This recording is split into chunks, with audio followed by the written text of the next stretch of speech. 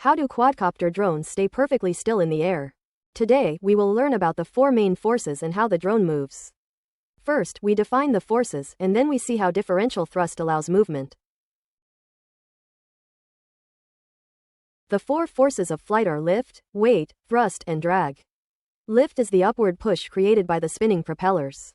Weight is the pull of gravity on the drone, always acting downward. Thrust is the forward force created by the motors pushing air away. Drag is the air resistance that slows the drone down. For a stable hover, the lift force must exactly equal the weight force. To move, the drone changes the speed of individual motors, which changes the lift. This difference in motor speed is called differential thrust. Differential thrust allows the drone to perform pitch, roll, and yaw movements. Pitch is the movement that tilts the nose of the drone up or down. To pitch forward, the two front motors slightly decrease their lift force.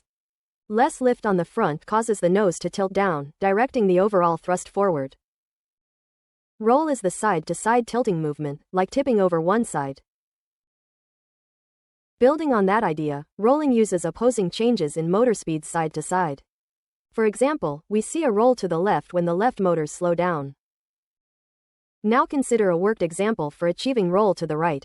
We increase the speed of the left motors and decrease the speed of the right motors. This imbalance makes the left side lift more than the right side, causing a roll right. We can try a reflection question now. What happens to the motor pairs during yaw? Yaw requires two diagonally opposite motors to increase speed while the other two decrease speed to twist the body flat. We covered the four flight forces: lift, weight, thrust, and drag. Differential thrust, which changes motor speeds, controls pitch, roll, and yaw. Understanding these simple forces unlocks the mystery of complex drone flight.